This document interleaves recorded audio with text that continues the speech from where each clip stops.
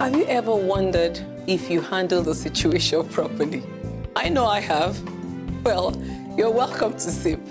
Here, we say it properly.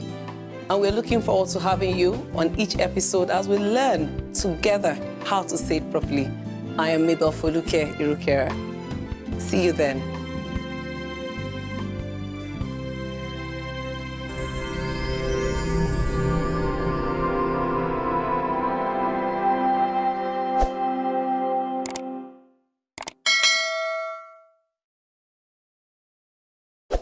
Hello everybody, how are you? I hope you're all seated and waiting to watch this because I'm set.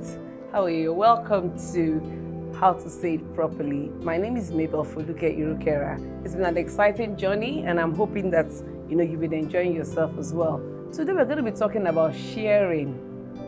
Does that sound interesting to you? Sharing. Well, I usually like to start with a story or a little skit. So here we go. Zainab, share with Tola, says Mom. But Mom, I want to play with it as well. You'll have plenty of time to play with it when Tola goes home, Mom replies. Zainab is blank. She's staring at her mom, not saying anything. Do I have to say that again? Share with Tola. Zainab hands the toy over to Tola unwillingly. I'm sure you've seen that happen again and again and again.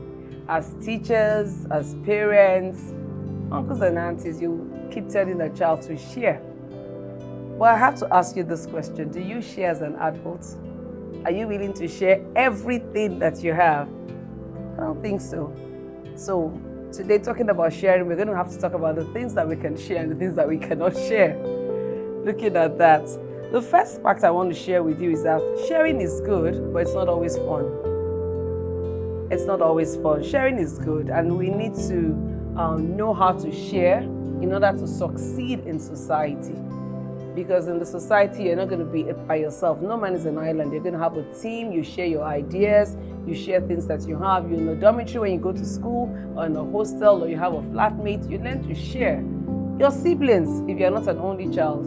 Even as an only child, you have friends. So one way or the other, every single person needs to share or needs to share. But people do not always perfect the act of sharing. So that's the first fact I want you to know.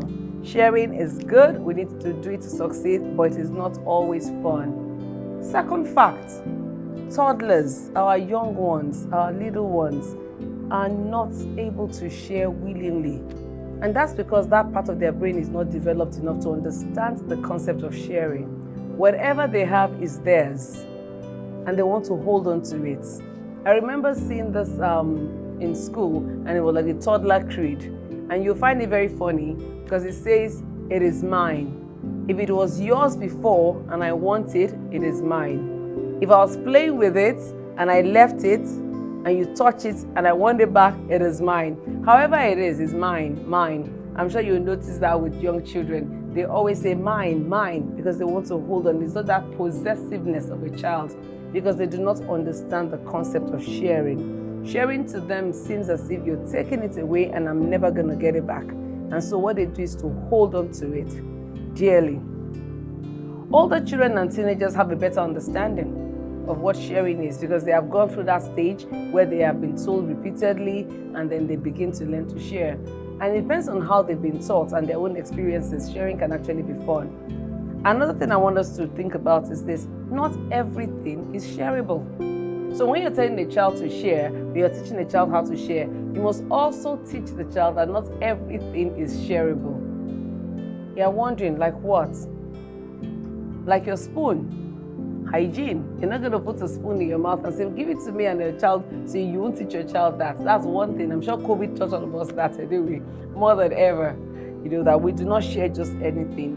Another thing is you don't share your germs. Yes. You're wondering, I'm going back to COVID, you sneeze, don't share the germs, you sneeze into your elbow. Don't share it. We find it funny when we say that in school. We say, don't share your germs, because that's not shareable. But there are things that are tangible that we actually that we do not share. Let me ask you a question. Do you share everything? When we tell our children to share and say, "Oh, you're not sharing, you're not sharing." If you bought a brand new car, auntie, Would you share it? Would your neighbor next door just come to you and say, please, can I just take it on a spin down the road? Would you give the key to the friend or to the neighbor willingly? I doubt it. Or, uncle, will you have that new suit, spanking new suits that you are planning to wear for that conference or for that inauguration or something? And a friend says, you know what, I really need to wear something new. Would you share that suit? I'm bringing that up because many times as adults, we forget that sharing is a process and something that we learn over time. It's not something that comes to us willingly. It's something that we learn, something that we teach. And so it's important for us not to be hard on our children when they are not as willing to share. I'm wondering, did you answer my question? Did you share that car with your friend? Would you share it? I have a question for you.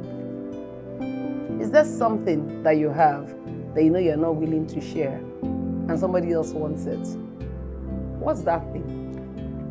Maybe we'll have a comment section and you'll be able to just give it out to us and say, this is that thing. I have it, it's mine, and I'm not willing to share. I have many things that I'm not willing to share, but those things are actually normal for all of us to think about. Well, as we go on our break right now, think about it.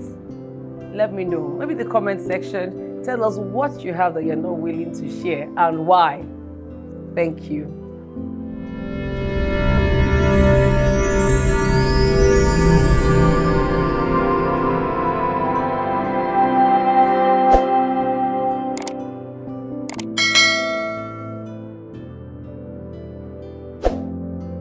And we're back from break. So, what was that thing that you wrote in the comment section? Something that you're not willing to share? Well, when I read yours, then I'll be able to get back to you and tell you what mine is. Well, since this is how to say it properly and how to teach it as well, because when you're saying it, you're teaching it. Now, let's look at it. How do we teach our children to share? How do we go about this? First, for instance, you have to prepare. If your child is having a play date, or they're going to be in a place where there'll be other children and there'll be toys, you know how children get, they want to play with it. You can prepare your child ahead and say, you know what, Zainab, we're going to Auntie's house, your friends are going to be there, you can't have all the toys to yourself. Or Zainab, people are coming over to the house, and when they come over to the house, they're being kind to you, they're being nice to you because they're visiting you, so you, in turn, have to share your toys. You have to share your time at that point. You can prepare your child. You can prepare. The other part is you can show empathy. Empathy is what? To put yourself in the place of that child. Remember what it was like for you as a child. And just think about it. If your memory doesn't go that far, that's okay. Just think about it and say, you have something that's brand new and somebody wants you to share. Or something that you like, your favorite toy, your favorite whatever it is. Or say you have to share it. It can be hard. It might be a cup of ice cream too. And you would have had the entire cup to yourself, but now your friend, your mom is saying, split it in two, give half to somebody else. It might not be fun. So tell your child, let them know that I know that sharing is a good thing, but it's not always fun. It's not always fun. But remember that when you share, others will learn to share with you as well. That might be encouraging. That might be an encouraging thing to do. The other point we need to make to our children is actually not a point, but an action. When you see a young child that's still struggling with sharing, actually share, applaud. Say, wow, you did that so well. I saw how you shared your toy when your friends came over. Oh, I saw how you took turns when you were going on the swing. You didn't push anybody, you didn't shove, you were sharing the sport at that time. When you do that, you're encouraging that child to do it more. Whenever we get encouragement about anything, it makes us do more. It makes us do it better. So remember, next time you see a child sharing, a child that is still learning to understand that concept, a child that's finding it difficult to share, applaud that child. Be patient. Be patient. It's important that you're patient. When we are patient with each other, someone doesn't know how to share. But let's even take it to marriage. Some of us have married people that did not have to share things when they were growing up in their houses, or they always had their own things to themselves. When they come into marriage, now they have to share their space. First year of marriage for so many people, they're learning to share that space and they're wondering, how am I going to cope with this? Be patient. Be patient. Teach, as you teach that by being able to make sure that when you use whatever the person has given to you, you return it to that place properly, you respect the person's space and all that. So just know that you have to be patient, but at the same time, you have to teach it by your own actions. We're going back to our children now. Please, parents, teachers, aunties, uncles, don't tell that child, you are so selfish. Ooh, that's painful. No labels. Teach the child to share. Don't say you are so selfish, because what you have done is told that child in her mind or his mind that there's nothing else. This is who you are.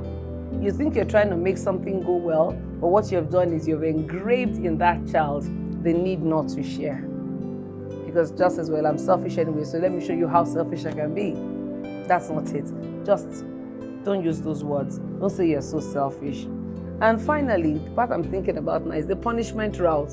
And this always makes me laugh, because here we are as teachers or parents or adults, in the life of these young ones growing up especially. And we're trying to teach them a concept, but we use the punishment route. And you say, if you don't share, I'm not going to do this. If you don't share, so it's more like a threat. That child feels threatened. And the child doesn't even understand, so it means at the end of the day, this sharing thing is being enforced. It's being pushed on me. Let's not go down the punishment route. There are other ways to do it. We've mentioned some of them already. And I'm sure that you're going to be able to come up with even more creative ones in your own homes, in your own classrooms, in your own houses, and say, this is how we learn to share. But the most important at all times is, like I always say, you do it. Share something. Make sure that that child understands that you're sharing. You might just say, oh, you want some of this? I'm willing to share with you. The message is being passed. A great time today. I'm thinking about what I will not share with anybody else, because I'll be going back to the comment section to write my comments there and read yours as well.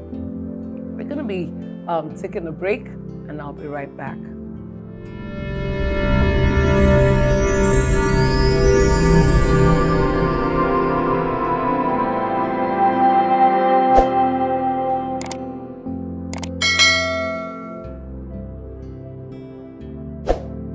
We're back from the break. Oh, we're talking about sharing in the studio as well. Someone says he can't share. He can share everything else, but he won't share his food because his stomach is private. I'm still trying to process that in my head. Everybody's stomach is private. We're talking about the things that you can share. Well, I somehow, maybe he'll be able to explain to me better.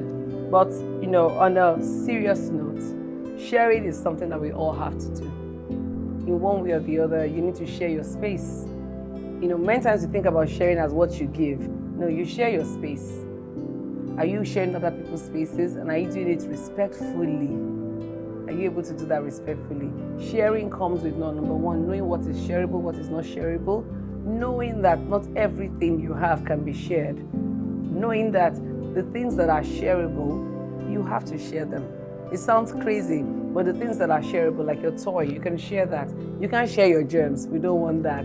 You can share things that are personal, like your eating and your spoon. You don't share your spoons, and you tell that to your child. But the most important thing is to know that sharing is what we all have to do in the world. And we have taught you now, as I'm teaching myself, because anytime I'm speaking, I'm teaching, and I'm teaching myself at the same time how to say it properly. I'm going to be thinking about that this week and looking at the things that I can share and the things I can't share and the things I'm not doing so well at.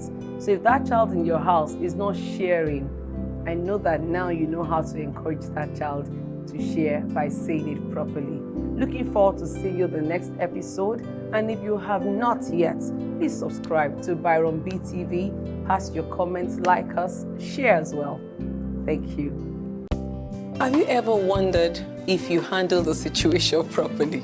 I know I have. Well, you're welcome to SIP. Here, we say it properly.